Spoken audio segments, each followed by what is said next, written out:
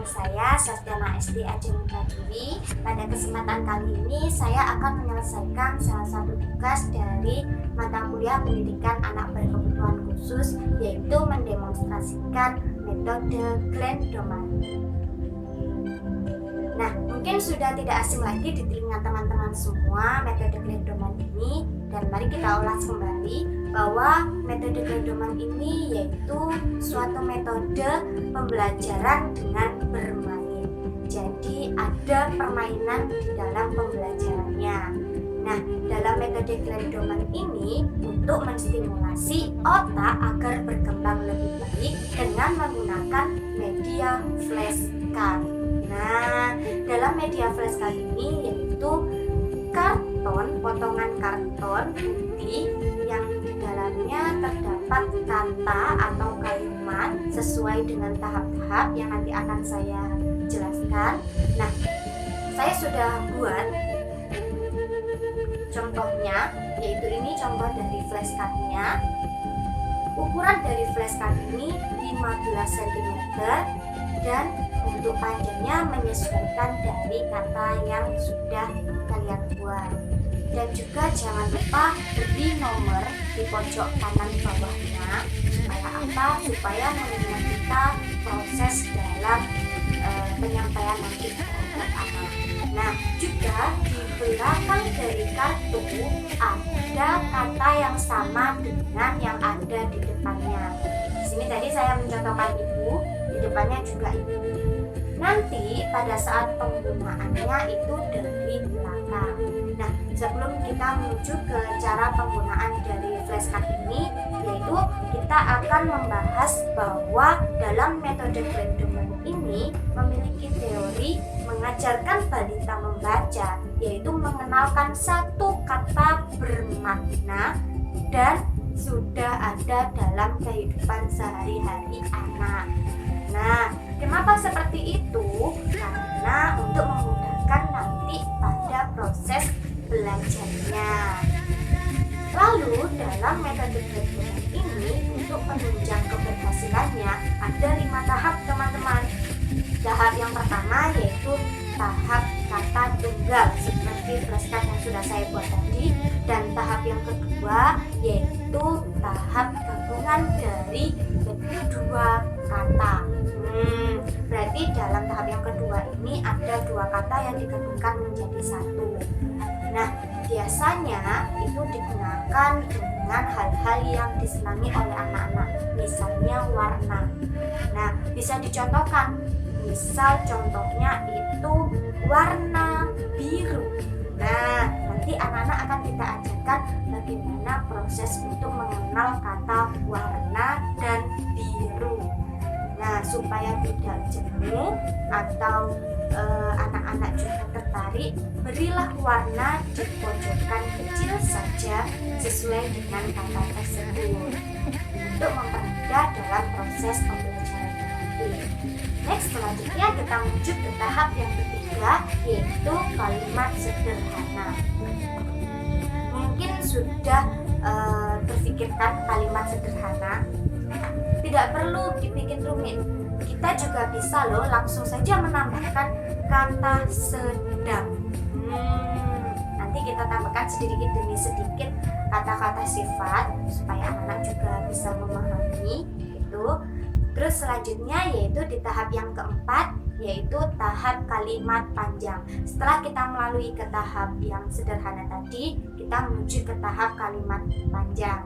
Nah, di kalimat panjang ini pastinya memiliki ukuran dari tulisan atau katanya nanti lebih kecil. Supaya apa? Supaya muat dalam kartunya itu. Nah, tapi teman-teman yang perlu diingat, untuk memperkecil dari kata atau tulis kalimat yang ada dalam kartu, jangan terlalu drastis, tapi pelan-pelan saja. Karena apa? Jika kita mengecilkan kalimat itu, tulisan kalimat itu secara drastis, anak-anak akan goyah perhatiannya dan minatnya. Terus nanti bisa menurun dan akhirnya dia tidak terfokus dengan media yang kita buat, tapi dia akan terfokus dengan kita yang memberikan informasinya. Terus tahap yang kelima yaitu tahap buku. Nah, dalam tahap ini yaitu tahap yang terakhir di mana anak-anak sudah melewati beberapa tahap, di mana dalam tahap itu anak-anak sudah mengenal banyak kosakata, mengenal bagaimana kalimat itu. Jadi anak-anak kemungkinan sudah dapat membaca buku. Itu teman-teman. Dan perlu diperhatikan teman-teman bahwa dalam pelaksanaan dari metode brain command ini memerlukan waktu yang tidak cukup panjang ataupun tidak cukup pendek, jadi sedang-sedang saja. Misal pada tahap yang pertama bisa digunakan 3 hari. Nah, dalam 3 hari ini berilah dalam waktu 1 hari itu 3 kali, tapi dengan 5 kata, cukup 5 kata.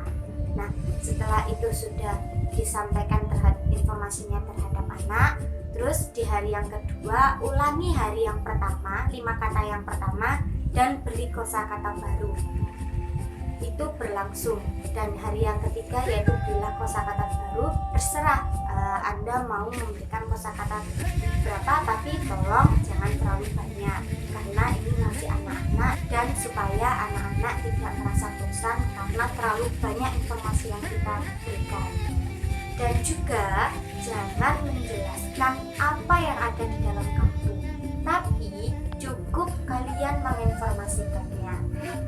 Sekarang lanjut saja kita bagaimana cara penggunaannya biar bisa mengerti bagaimana nanti penyampaian terhadap anak-anak. Pertama, siapkan dulu ya kartunya. Nah, setelah kita menyiapkan kartu, nomor 5 atau poin dalam satu kelompok yang nomor 5 ini taruhlah di depan. Nomornya berurut ke belakang, 5, 4, 3, 2, 1. Dan taruhlah nomor 1 di belakang. Kenapa seperti itu? Karena pada saat pelaksanaannya nanti, pengaplikasiannya yang diambil yaitu yang belakang. Nah, pusatkan perhatian anak terhadap apa yang kita bawa. Cara megangnya 1, 2, 3, 4 jari ini sebagai wadahnya dan 1 jari sebagai penyangga.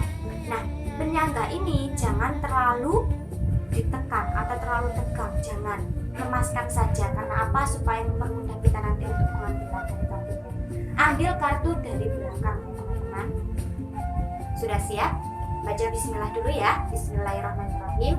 Nah, setelah anak-anak sudah terfokus dengan apa yang kita bawa, langsung saja pindahkan dari setiap kartu ini secara cepat. Kalau bisa minimal itu 1 detik. Ibu, ayah, kakak, adik, nenek.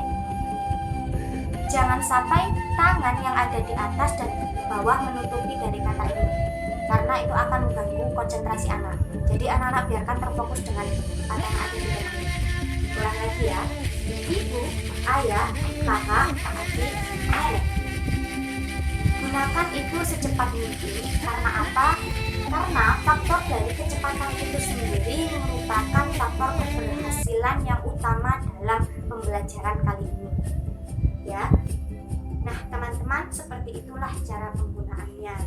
Dan istirahatkan anak-anak selama 15 menit dalam setiap jangka kelompoknya nanti. Dan untuk kegiatan untuk hari-hari berikutnya dan tahap-tahap berikutnya sama seperti yang saya contohkan di kata tunggal ini. Nah, begitu teman-teman tentang metode kerentuman dan cara penggunaannya. Untuk kurang lebihnya, saya mohon maaf yang sebesar-besarnya. Semoga apa yang saya berikan ini bermanfaat untuk teman-teman semua. Dan jangan lupa like, comment, dan subscribe channel ini. Karena apa? Untuk menunjang nilai saya dalam penyelesaian tugas akhir saya ini. Terima kasih teman-teman semuanya. Selamat menjalankan ibadah puasa. Wassalamualaikum warahmatullahi wabarakatuh. See you next time.